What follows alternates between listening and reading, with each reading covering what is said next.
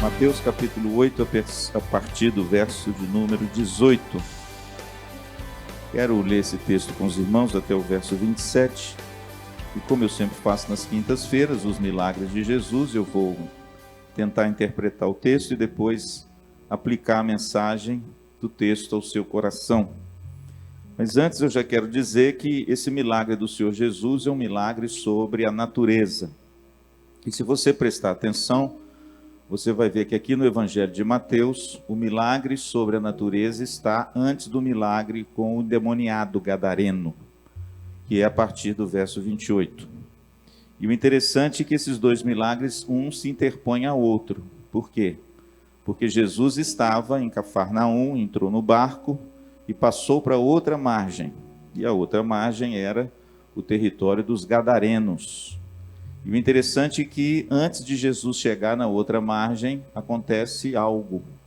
Mas antes que o próprio Jesus entre no barco, também acontece o interregno. E o interregno desse texto é a interpretação do texto. É por isso, irmãos, que a Bíblia é muito rica. E às vezes a gente não percebe, quando lê o texto, essas coisas. Às vezes, a interpretação do milagre não está no milagre, está antes do milagre. Às vezes, o milagre é apenas algo que o evangelista colocou no texto, inspirado pelo Espírito Santo, para mostrar alguma coisa que veio antes. E o milagre é apenas um pano de fundo, não é? Para explicar o que o texto está dizendo anteriormente. Esse aqui é um desses casos. O milagre em si é um milagre maravilhoso. Ele quer demonstrar que Jesus tem poder sobre as forças da natureza. Ele quer demonstrar que Jesus tem poder sobre as forças espirituais do mal, porque depois é o endemoniado gadareno. Mas não é só isso. Na verdade, não é apenas demonstrar que Jesus, sendo Deus, ele é um Deus todo-poderoso. O que está antes do milagre é a chave para a gente compreender por que esse texto do milagre está inserido dentro do discipulado, dentro daquilo que Jesus de repente coloca para que eu e você possamos segui-lo. E aí você vai compreender bem enquanto a gente lê o texto.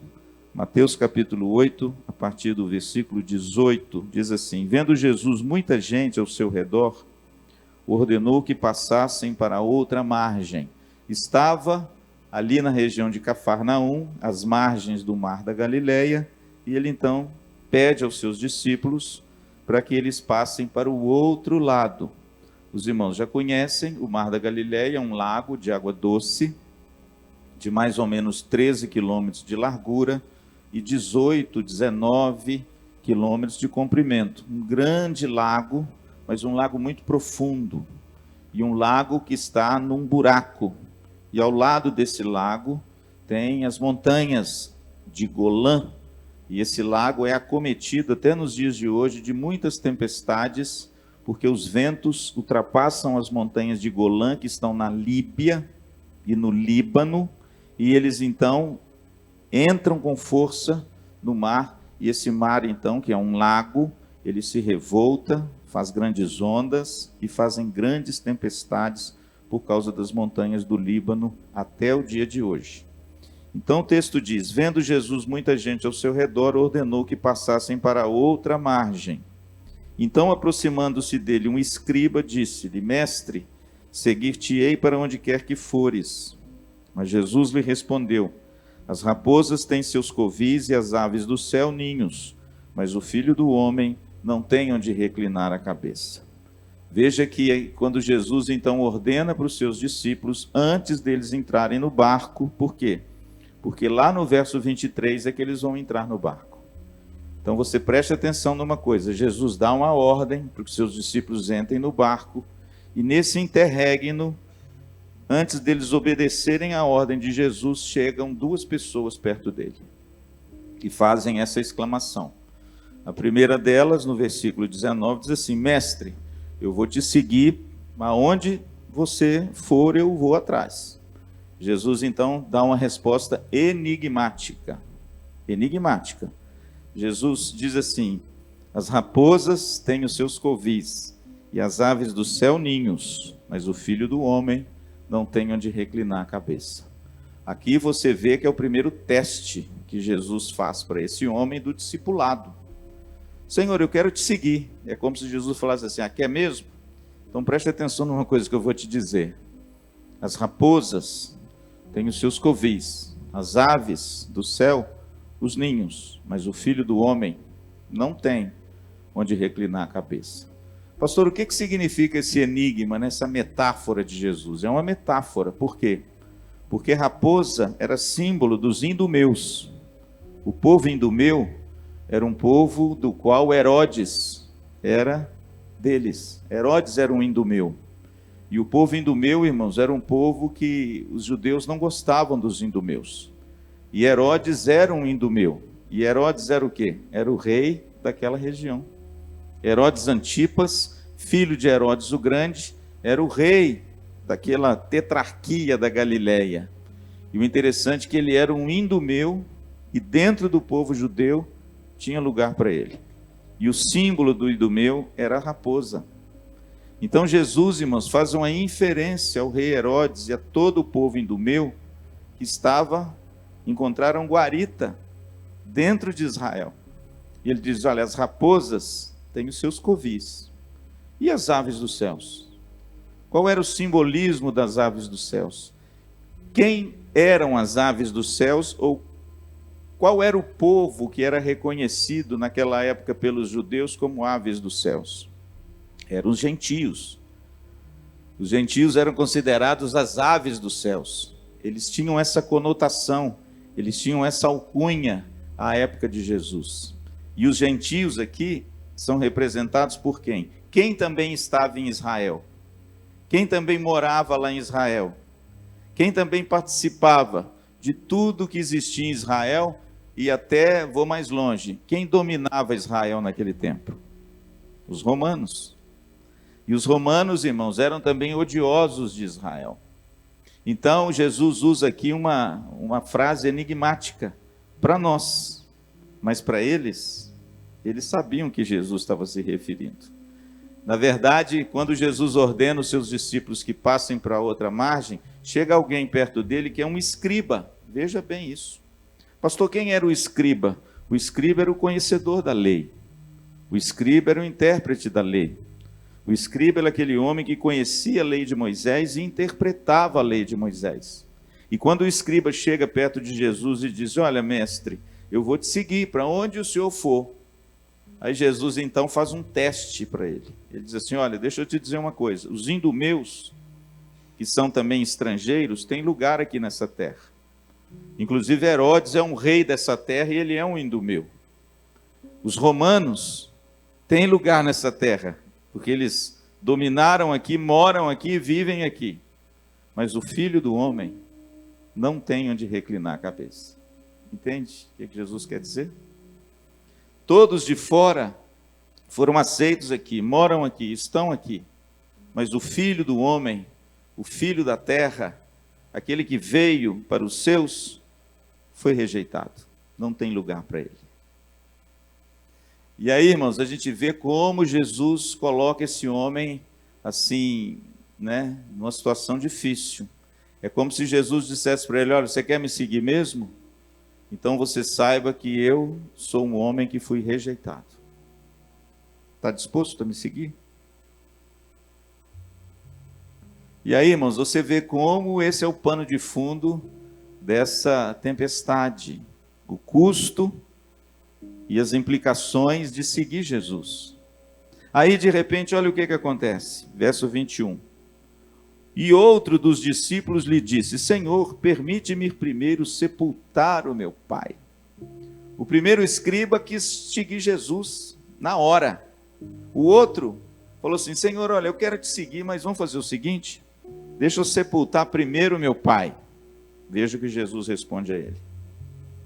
Replicou-lhe, porém, Jesus: segue-me e deixe os mortos sepultar os seus próprios mortos. Outra frase, irmãos, enigmática de Jesus. Outra frase que às vezes a gente não compreende bem.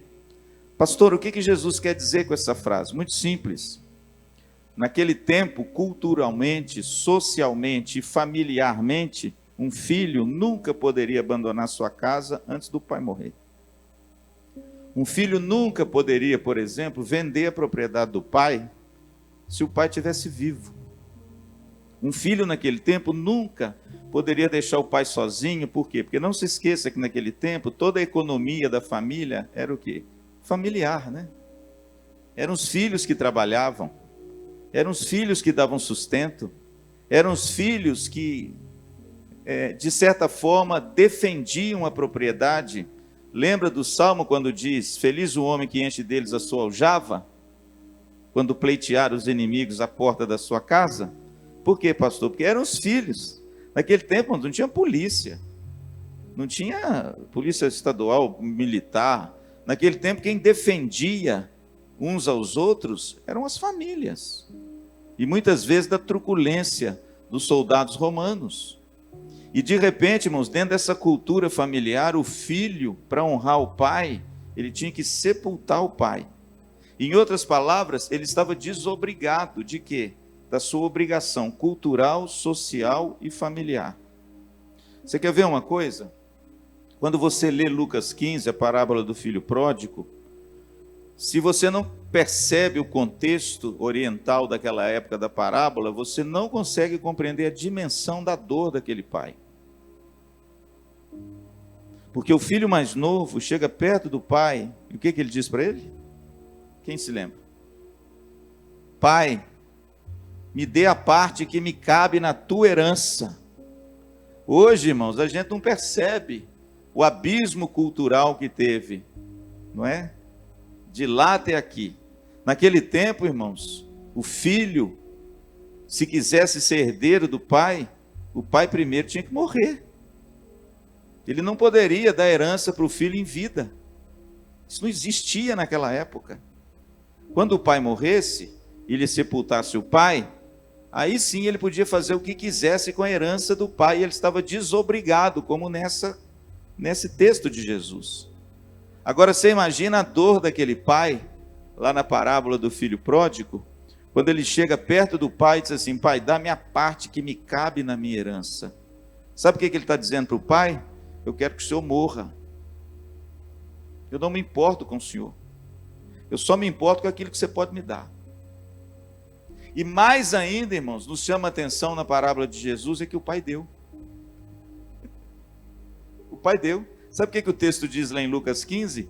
Que o pai repartiu os haveres e deu para o seu filho mais novo. Em outras palavras, irmãos, o pai fez ali um gesto que pai nenhum do Oriente Médio faria. Pelo contrário, se um filho pedisse a herança em vida, era uma desonra tão grande para o pai, que talvez o pai nunca mais colocasse os olhos naquele filho. Mas aquele pai, irmãos, dividiu a herança e deu para o seu filho. Aqui acontece a mesma coisa. Quando ele chega perto de Jesus, ele diz assim, olha, eu quero te seguir, mas deixa-me primeiro sepultar o meu pai. Ele estava certo? Estava. Ele estava cumprindo com o protocolo de um bom filho? Estava. Ele estava dentro de um contexto cultural da época? Estava. Ele estava dentro de um bom moço na família, que é cuidar do seu pai até ele morrer, e depois você está desobrigado da herança. Você pode vender, pode dar para os outros, você pode fazer o que você quiser, mas depois que o pai estiver morto, irmãos, ele cumpriu o protocolo direitinho. O problema não é a resposta dele, o problema é a resposta de Jesus, irmãos. Porque o evangelho, irmãos, não é brincadeira. Alguns o tratam como tal, mas nos lábios de Jesus, ele nunca foi. O evangelho é coisa muito séria, é um compromisso muito firme. E a resposta de Jesus é que é desconcertante, não é do jovem não. O jovem respondeu certinho. O jovem respondeu como qualquer outro jovem responderia da sua época. Olha, Senhor, eu vou te seguir, mas o senhor sabe, né? Eu tenho aqui um protocolo cultural, social e familiar para cumprir. Depois que eu cumprir o meu protocolo, eu então vou e sigo ao Senhor. Ah, irmãos, mas aí vem Jesus e dá uma resposta meio enigmática. O que Jesus respondeu para ele? Verso 22. Replicou-lhes Jesus, porém: segue-me e deixa os mortos sepultar os seus próprios mortos. Irmãos, que resposta estranha, dramática, não é? Drástica, radical. Mas eu vou dizer uma coisa para vocês, irmãos, o evangelho é radical, viu? O evangelho nunca deixou de ser radical. Nós é que facilitamos as coisas. O evangelho é sempre radical. Pastor, o que Jesus disse para esse homem? Jesus usou aqui uma ilustração que ao mesmo tempo é uma figura, né? Ele usa a palavra mortos 2 vezes. Deixa os mortos sepultar os seus próprios mortos. Aí, se você trouxer isso para coisa real, para coisa em si, você vai imaginar assim, como é que um morto pode sepultar um morto, né? Os dois estão mortos. Isso é uma impossibilidade. Um morto não sepulta um morto, só um vivo sepulta um morto, não é verdade? Como é que um morto pode sepultar um morto? Então, você já percebe que não é isso que Jesus quis dizer. Porque traduzindo ao pé da letra, isso é uma impossibilidade. Um morto não pode sepultar um morto. Então é óbvio que o primeiro morto não é um morto daquele tipo do segundo morto. O morto que fechou os olhos e de repente partiu desse mundo. O morto, a primeira que Jesus fala, é o morto espiritual. Quem é o morto espiritual? Aquele que não conhece a Deus. Aquele que não tem a Cristo. Aquele que as coisas de Deus para ele não tem nenhuma importância. Em outras palavras, aquela pessoa do mundo que goza de todas as plenitudes e prazeres desse mundo e não tem nenhum compromisso, nenhum conhecimento, nenhum desejo de servir a Cristo, de amar a Cristo, de conhecer a palavra de Deus. É a mesma coisa que o apóstolo Paulo em Efésios 2, quando ele diz: e ele vos deu vida, estando vós mortos nos vossos delitos e pecados. É o que o pecado faz comigo e com você antes de Cristo? Todos mortos. Mas mortos espiritualmente, separados de Deus, alheios à aliança, longe do Redentor, vivendo para nós mesmos, segundo o curso desse mundo, como diz Paulo em Efésios 2. Pastor, qual é a resposta de Jesus? Segue-me. Segue-me. Em outras palavras, você vai ter que romper com esse protocolo. Você vai ter que abrir mão desse protocolo. Você vai ter que deixar os mortos sepultar os seus próprios mortos. O que ele estava querendo dizer? Deixe que as pessoas que não me conheçam, que não ouviram o meu chamado e que não foram confrontados pela minha palavra e cujo coração não tiveram, né, essa doce presença do Espírito Santo para abrir os nossos olhos, deixe aqueles que não me conhecem e que de repente estão mortos nos seus delitos e pecados, enterrarem os seus mortos. Tu, porém, vai e prega o reino de Deus. Lá em Lucas tem uma extensão desse negócio. Veja, querido, que a resposta de Jesus mostra as implicações e o custo do discipulado. Veja que a resposta de Jesus coloca em xeque o que, pastor? Todo o protocolo cultural, social e familiar. E o evangelho, irmãos, ele faz isso. O evangelho tem que ser prioritário sobre todas as outras coisas. E o evangelho, muitas vezes, ele quebra esse protocolo e ele frustra as expectativas sociais, culturais e familiares, ou não? Se você é um crente de verdade, você entende muito bem o que eu estou dizendo. E Jesus, irmãos, dentro desse contexto, verso de número 23, ele entra no barco, ó. Então, entrando ele no barco, seus discípulos o seguiram. Vocês compreenderam bem a cena? O barquinho está lá, Jesus fala para os seus discípulos, vamos entrar no barco, e no percurso, enquanto eles chegam no barco, Jesus foi interpelado por 2 pessoas, um escriba e outro discípulo, querendo seguir Jesus, e Jesus agora mostrou para eles o custo de seguir a Jesus, e o texto não responde se eles foram ou não. Está vendo? O texto emudece. A resposta fica a cargo nossa. Será que eles foram? Será que romperam? Será que eles deram esse passo de fé? Será que eles entraram no barco?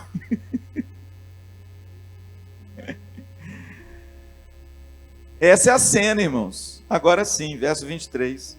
Olha o milagre aí, tá vendo? Por isso que eu digo para vocês, irmãos, que o milagre às vezes não tem uma importância tão grande, porque o que é mais importante que o milagre é o contexto do qual o milagre está inserido para ensinar a verdade para você. Então, entrando eles no barco, ele no barco, Jesus, né? Versículo 23, seus discípulos o seguiram. Aí a minha pergunta, né? Será que esses dois tá junto com eles? Será que os dois entraram? Versículo 24, e eis que sobreveio no mar uma grande tempestade, de sorte que o barco era varrido pelas ondas. Entretanto, Jesus dormia. Se você der uma olhadinha no capítulo 8, como o pastor disse quinta passada, você vai ver que o capítulo 8 e 9 é Jesus fazendo milagres, né? Para lá e para cá, para lá e para cá. Jesus estava literalmente o quê? Cansado. Jesus entrou no barco e o barco começou a balançar, igual menino novo quando entra no carro, dorme, que é uma beleza, né? Jesus dormiu. E a Bíblia diz que quando ele dormiu, se levantou uma grande tempestade nesse mar. E Jesus dormia, verso 24. Pastor, é possível dormir no mar da Galileia? O nosso querido Noel e a Vivi foram lá comigo, né, Noel? É possível, não é? Claro! O mar da Galileia, irmãos, é lindo demais. Uma água azul, bonita, até hoje muitos peixes. E na beira dele é muito tranquilo. Você põe o barquinho lá, se você parar o barquinho, eu vou dizer uma coisa, não precisa nem de música. Aí você dorme. O texto diz, irmãos, que Jesus dormiu. Pastor, tem alguma coisa espiritual aí desse Jesus dormir? Não, irmão, não tem nada espiritual aqui. Narrou o que aconteceu. Jesus dormiu por quê? Como dizia um pastor amigo meu, porque estava cansado. Estava cansado. Por quê? Porque era homem, como eu e você, né, irmãos? Não se esqueça disso. Jesus tinha fome, tinha sono, Jesus sorria, Jesus chorava, Jesus dormia, Jesus acordava, Jesus ficava meio zangado, mas na maioria das vezes era muito doce. Pastor, o senhor falou uma heresia. E não falei não, irmãos. Jesus ficou zangado uma vez, quando ele entrou no templo e viu o estado de corrupção do templo. O texto diz que ele fez um azorrague com corda, expulsou todo mundo, derrubou as mesas. Cuidado, os terroristas chegaram. Cuidado, aquilo também é um gesto dramático, tá bom? Quem perde as estribeiras sou eu e você. Jesus não. Viu? Jesus, irmãos, não é como nós. Mas bom, isso é outra história. Verso 25, mas os discípulos vieram acordá-lo clamando, Senhor, salva-nos, pereceremos, ou seja, nós vamos morrer. Acorda, Jesus, nós vamos morrer. O barco vai virar. Versículo 26, perguntou, e aí Jesus acordou, né, irmãos? Claro, também com esse escândalo todo, ele tinha que acordar. Todo mundo gritando, já imagina 12 homens no barco gritando. Que vergonha, hein, gente? 12 homens, todo mundo com medo, hein? Esses discípulos são os miseráveis, não são? Os caras não têm coragem para nada. O texto diz que eles vieram acordar os clamando, Senhor, salva-nos, perecemos. Ou seja, se o senhor não acordar, irmãos, essa tempestade vai engolir a gente, nós vamos morrer. Versículo 26, perguntou-lhes então Jesus. Interessante, eu acho que se eu fosse Mateus, ia colocar assim, então, acordando Jesus, porque Jesus estava dormindo, aí ele acordou. Perguntou-lhes então Jesus, por que sois tímidos, homens de pequena fé?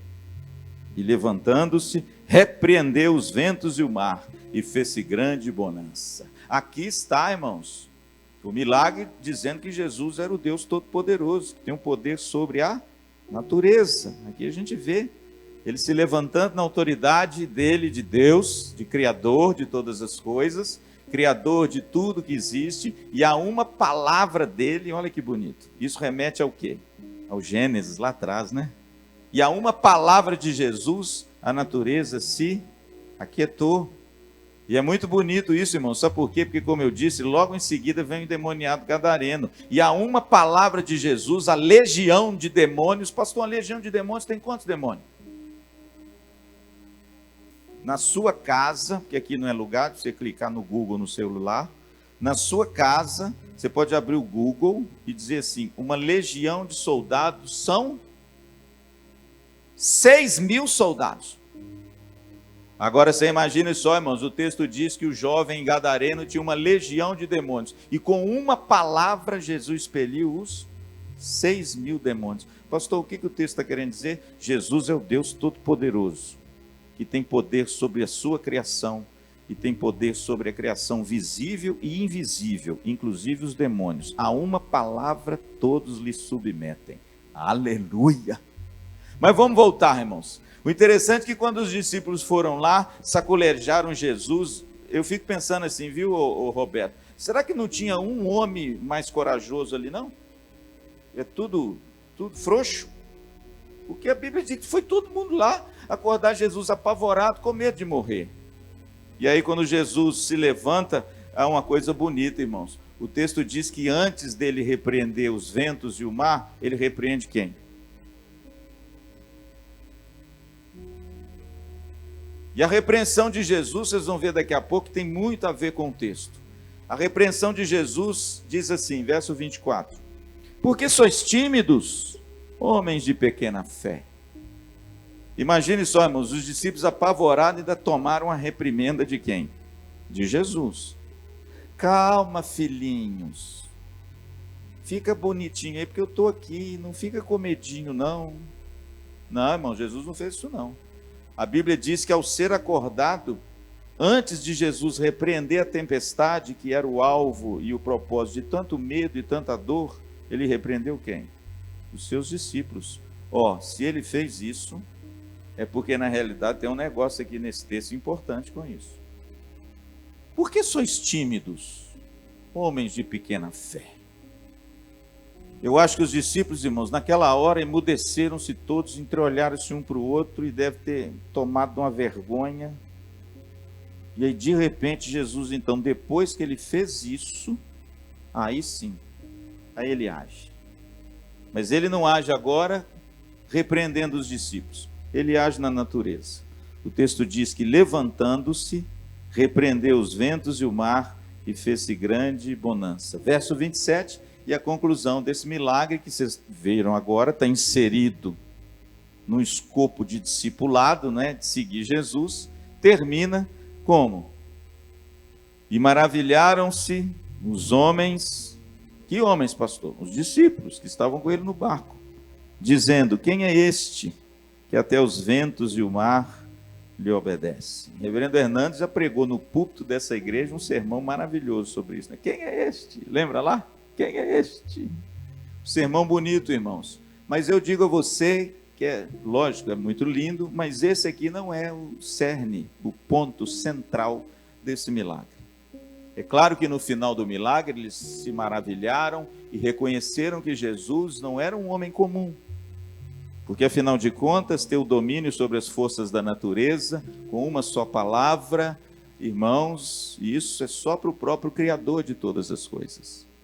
Mas o interessante é que todo esse bloco, agora eu termino e aplico, do versículo 18 ao versículo 27, ele serve a um só propósito. Qual é, pastor? O custo e as implicações do discipulado. O que significa seguir Jesus? Você está pronto para seguir? O milagre está inserido aí. O milagre está inserido no discipulado.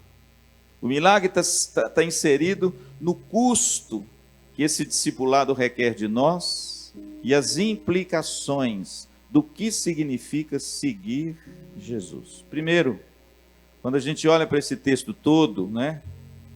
Em primeiro lugar, o texto nos ensina, irmãos, que seguir a Cristo implica em experimentar a rejeição.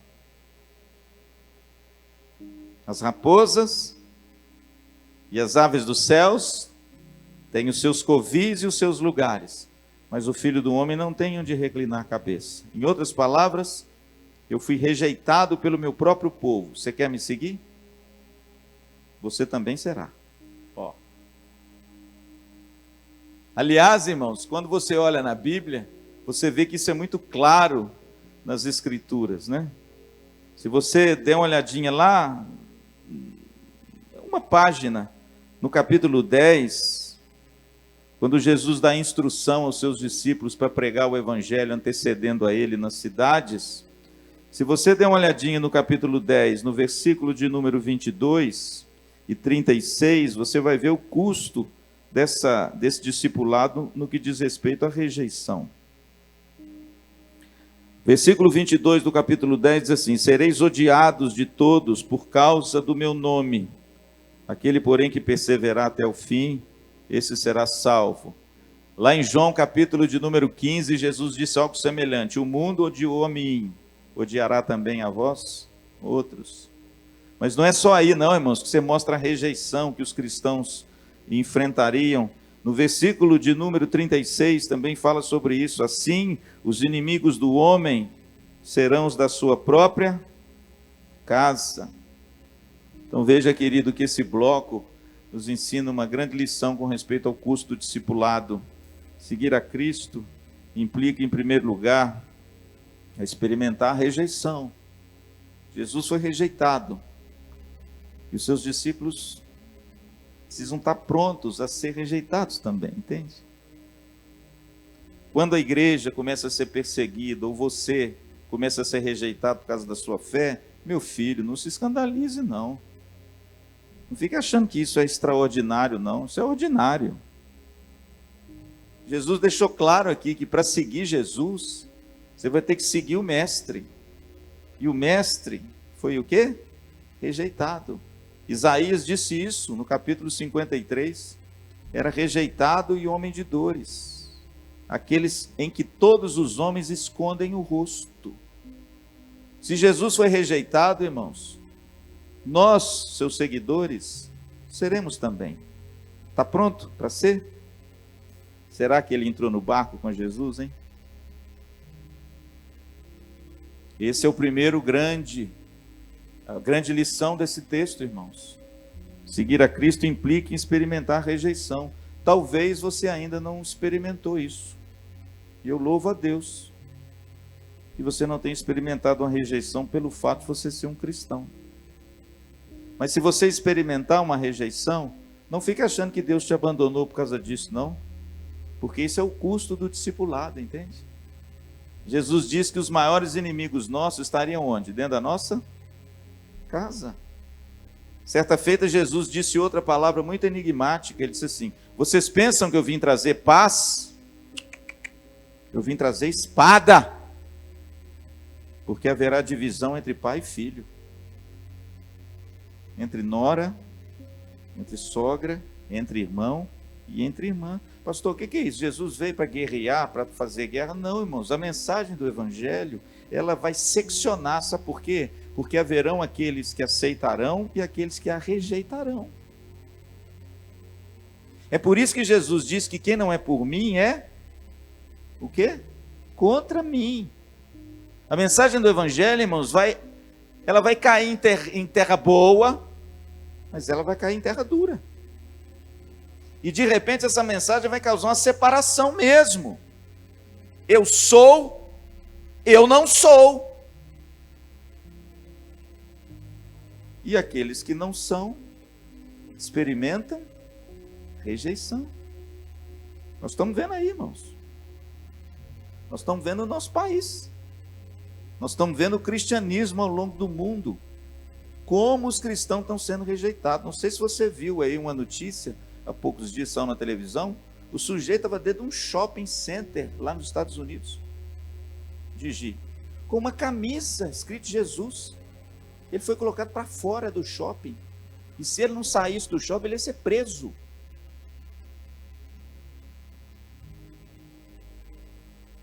Irmão, você acha que isso aí está longe de nós? Está mais perto do que você pensa. É o custo. É o custo do discipulado. Você quer ser meu discípulo? Eu fui rejeitado. Você está preparado para ser? Em segundo lugar, irmãos, vem o outro jovem. Ô Senhor, eu vou sepultar primeiro o meu pai.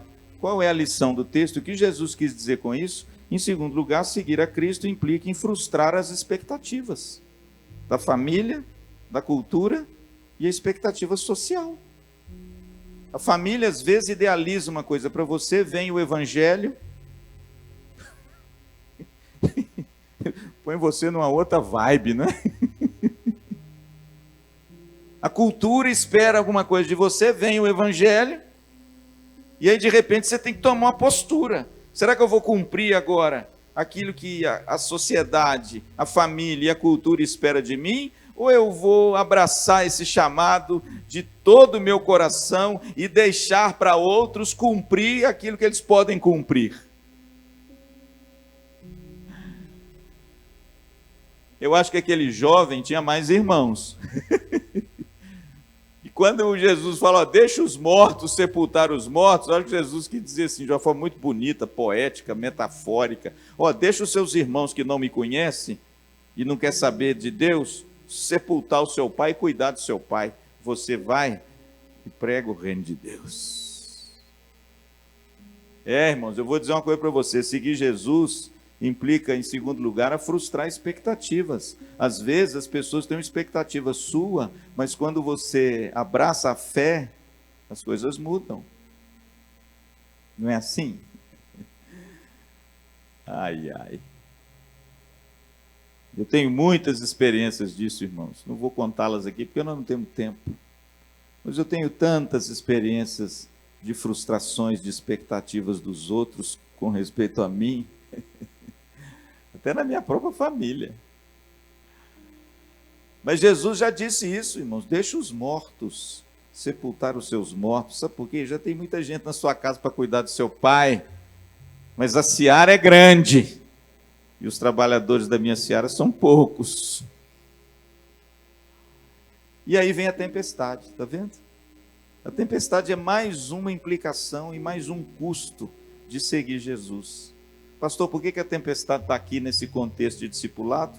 Porque Jesus quer nos ensinar que seguir a Ele implica em enfrentar dificuldades na vida. Aqui deixa eu te colocar um detalhezinho. O mar, o interessante é que se você olhar aqui, versículo 24, e eis que sobreveio no mar. Por que a Bíblia não fala lago? Não fala de jeito nenhum. É mar de Genezaré, de Tiberíades, da Galileia. Tudo bem, tem vários nomes de acordo com a língua, né? Mas eles não falam lago, eles sempre falam mar. Por quê? Porque o mar, a figura do mar, para o judeu naquele tempo, a contextualização daquela época, né? Nos primórdios do nossa era cristã, era um sinal de extrema dificuldade. Mar era sinônimo de afastamento, de tribulação e de dificuldade, porque eles viam no mar algo intransponível, entende? Eles viam no mar uma dificuldade grande de transpor aonde eles queriam ir por causa do mar, porque naquele tempo eles não tinham dominado ainda, não é, a técnica das grandes navegações. Então o mar para eles era aquela figura sombria, oculta, difícil, e era um sinônimo e uma metáfora para dificuldades, para situações difíceis.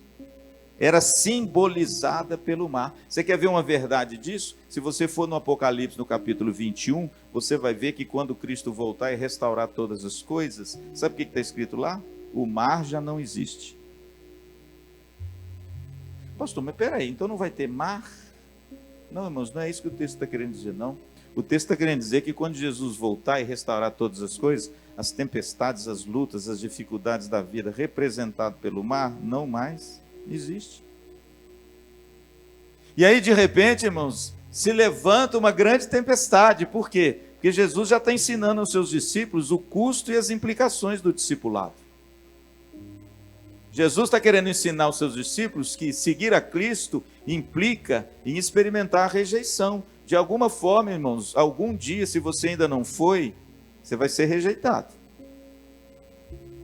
Seguir a Cristo, ele ensina que um dia, talvez, nós vamos ter que frustrar algumas expectativas da cultura, da sociedade ou até da família, se você quiser ser um discípulo de Cristo. Terceiro, Jesus está ensinando para os seus discípulos que seguir a Jesus implica em experimentar o quê? A tormenta, a dificuldade. Que a vida cristã, irmãos, não é mar de rosa, isso eu sei, você sabe, todos nós sabemos, mas naquele tempo, irmãos, Jesus tinha que ensinar para os seus discípulos que seguir a Cristo não é ter o céu na terra, dificuldades viriam, e é representado pelo mar, e pior ainda, pela tempestade no mar. Seguir a Cristo, irmãos, implica em experimentar e enfrentar as dificuldades. Agora, pastor, qual é a diferença entre enfrentar essas dificuldades sendo um cristão? Aí é que o texto nos ajuda. Porque uma coisa é você enfrentar as dificuldades sem Cristo. Uma coisa é você enfrentar as tempestades da vida sem Cristo. E aqui Jesus está querendo ensinar aos seus discípulos que, a despeito das dificuldades, o cristão tem alguns privilégios. Mas nós vamos enfrentar dificuldade. Pastor, quais são essa natureza dessa dificuldade que para o cristão é de uma forma assim tão leve, tão maravilhosa, e a gente extrai desse texto? Irmãos, em primeiro lugar, você pode ver que as dificuldades do cristão ocorrem mesmo quando eles obedecem à vontade de Deus. Se você der uma olhadinha no verso 18, Jesus diz, vendo Jesus muita gente ao seu redor, ordenou que passassem para outra margem. Essa palavra no grego é uma palavra muito forte. Jesus dá uma ordem. Agora olha lá no verso 23. Então, entrando ele no barco, seus discípulos o seguiram. Sabe o que significa isso? Jesus deu uma ordem. Seus discípulos fizeram o quê? Obedeceram. E mesmo assim se levantou o quê? Uma tempestade. Sabe o que Jesus está querendo ensinar para mim e para você, querido, com respeito às dificuldades? Elas podem vir mesmo quando você é fiel.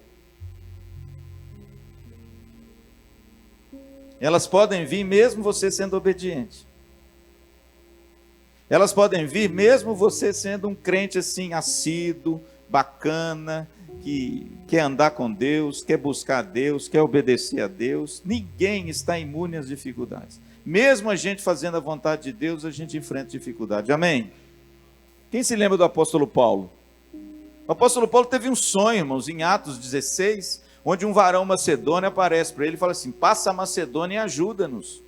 E aí ele entendeu que aquilo era de Deus, irmãos. Foi o anjo que apareceu em sonho. Ele parte para Macedônia e vai para Filipos. Aí quando ele chega em Filipos, ele é açoitado, escorraçado e preso. Pô, mas que troço é esse?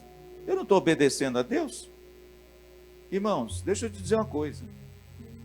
Você obedecer a Cristo, amar a Cristo, ser fiel a Cristo, ser uma bênção na igreja, participar de um ministério, ser uma pessoa ativa, ser uma pessoa que quer ter uma vida com Deus piedosa, não exime você das dificuldades e nem das tempestades. Tem muita gente que quando vem a luta, a enfermidade, a doença, o desemprego, pergunta assim, pastor, mas por que comigo? Eu faço tudo tão direitinho. Os discípulos também fizeram. O apóstolo Paulo também fez. Obedeceram, irmãos, todos eles, mas as dificuldades apareceram. Sabe por quê, irmãos? Porque obediência não é credenciamento para o céu vir para a terra e você viver no céu na terra. A despeito da nossa obediência e desejo de acertar com a vontade de Deus, Jesus está dizendo que as dificuldades vêm. Então, meu amado, não fica sobressaltado, entende? Se você tem uma vida com Deus abençoada e está passando por uma luta tremenda. Isso acontece mesmo, irmãos. Jesus já mostrou isso aqui. Em segundo lugar, irmãos, olha o que Jesus mostra para nós. Que Cristo está conosco em meio às tempestades. Olha a diferença. Olha que coisa bonita. A Bíblia diz que Jesus entrou no barco. E ele está no barco com os seus discípulos. Os discípulos estão apavorados, mas ele está no barco. E ele está dormindo. Sabe o que significa isso, irmãos? Cristo não nos isenta das dificuldades, mas ele tem a promessa de estar sempre conosco nas dificuldades. E passar as dificuldades com Cristo, irmão, eu vou dizer uma coisa, é bom demais. Pastor Luciano conhece as duas formas, lá e cá. Eu sei o que é passar dificuldade sem Jesus e sei o que é passar dificuldade com Jesus. E eu posso te dizer uma coisa, é incomparável. Você não acha? Jesus está no barco. Ele não vai te isentar das dificuldades se você for obediente. Mas ele permanece no barco com você. E se ele está no barco, irmão, você pode ficar tranquilo, amém? Se ele está no barco, ele passa as dificuldades com você. Pastor, o que a gente aprende a respeito mais das dificuldades? Que essas dificuldades que Cristo permite, dentro da sua soberana vontade, que nós passemos, elas servem para fortalecer a nossa fé. Está aí a repreensão de Jesus, está vendo? Está vendo aqui no versículo de número 26, quando Jesus é acordado e repreende os seus discípulos, e veja a repreensão dele. Por que sois assim tímidos, homens de pequena fé? Aí você começa a pensar o seguinte, quer dizer que Jesus sabia da tempestade? Claro! Quer dizer que Jesus sabia que ele mandou entrar os discípulos no barco e ia ter uma tempestade? Claro! Pastor, para que serve a tempestade? Para você não ter medo, para você ter fé. Aliás, o tema da pregação do Hernandes aqui foi essa, né? Não tenha medo, tenha fé. E na verdade, irmão, sabe o que Jesus está ensinando para quem quer segui-lo? As tempestades, as dificuldades vão sobrevir sobre você, mesmo você obedecendo. Mas ele está sempre com você. E essas tempestades e dificuldades é para fortalecer a sua fé. Para você ter uma fé robusta. Para você não ser como criança. Para você de repente entender, como diz Tiago, que as dificuldades é para você ter uma fé provada em ser perfeito e íntegro e nada deficiente. Eu nunca vi, irmãos, uma pessoa ser uma pessoa assim, fortalecida, se ela não passar por um revés na vida. Aliás, eu tenho muito medo, irmãos, de pais que dão tudo para os filhos. Tenho medo. Eu tenho medo de pais que colocam filhos numa redoma, tenho medo. Eu tenho medo de pais que fazem tudo pelos filhos, que não deixam os filhos enfrentar nenhum tipo de desafio, eu tenho medo. Se Deus, nos tratando como filhos, permite que tenhamos dificuldades, para que a gente possa ter uma fé robusta, firme, uma fé que aguenta o rojão da vida, sendo Deus e nos amando, por que nós não fazemos isso com os nossos filhos?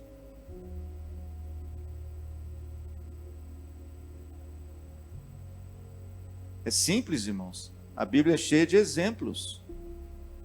Paulo enfrentou muitas lutas, e ele mesmo escreve, Tiago escreve, Pedro escreve sobre isso na sua primeira carta. Não estranheis o fogo ardente, que arde no meio de vós para vos provar, para que a vossa fé seja purificada, como o ouro depurado pelo fogo. Sabe o que significa isso, irmãos? São as dificuldades e as provações que purificam a sua fé, que tornam você um seguidor de Jesus, depositando a sua confiança nele, e não nas circunstâncias da vida. Essa semana eu recebi umas figuras ilustres aqui no meu Gabi. Gente boa. E eles compartilharam algumas coisas comigo com respeito a isso. A lutas, dificuldades, e tudo isso servir para nos fortalecer, para deixar a nossa têmpera mais forte, a nossa pele mais dura e o nosso coração mais macio. Amém? Portanto, querido, saiba que as dificuldades, elas ocorrem para que a nossa fé seja fortalecida, para que a nossa fé não seja como uma fé de menino, para que você aguente as lutas e as dificuldades da vida, porque certamente elas estão aí, ó, ou não? Uns mais, outros menos, né, Roneivo? Para uns mais, para outros menos, mas pode ficar tranquilo. A graça de Deus vai te assistir na medida que você precisar, amém? Deus não vai permitir que seja além. Deus vai permitir que seja certinho na dose certa, da luta e da dificuldade que você enfrenta. E por fim, a Bíblia diz que Jesus repreendeu o mar e se fez uma grande, olha aí o texto, bonança. Em outras palavras, irmãos, isso tudo passageiro. As dificuldades são passageiras. A gente passa por elas, a gente não vive a vida inteira nelas. Dificuldades são como as tempestades, vêm e vão, não é? Domingo nós estávamos aqui no culto, né, o meu presbítero Osmar, caiu 2 tempestades, você viu, Roberto? À noite. Que chuvão que deu aqui à noite, domingo. Na hora do culto, caiu aquela água. Caiu a primeira, parou. Caiu a segunda, parou. Na hora que nós saímos do culto, não tinha mais tempestade. Sabe por quê? Porque elas são às vezes perigosas. Fazem barulho. A gente fica meio sobressaltado. Mas elas não duram para sempre. Elas passam. E o interessante é que quando a tempestade passou e fez-se grande bonança, e eu termino, os discípulos de Jesus se levantaram, e o texto diz que eles ficaram maravilhados, e eles fizeram uma pergunta entre si: quem é este?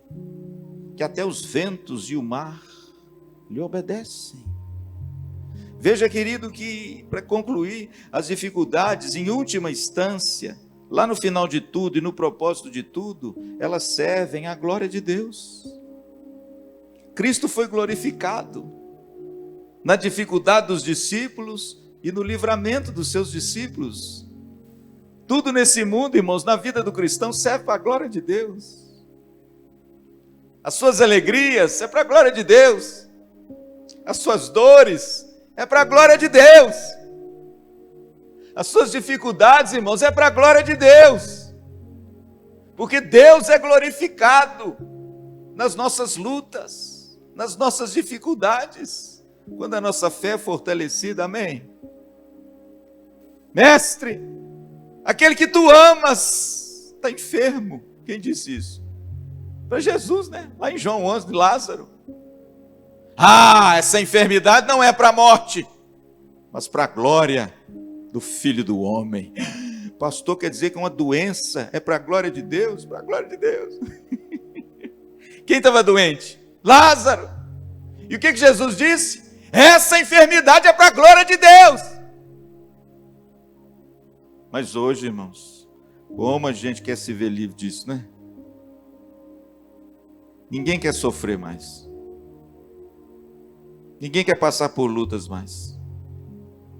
A gente quer viver, né, igual Alice no País das Maravilhas. Mas isso não é verdade, irmãos. Não é bíblico. As lutas vêm. As dificuldades vêm. Elas não tomam de assalto.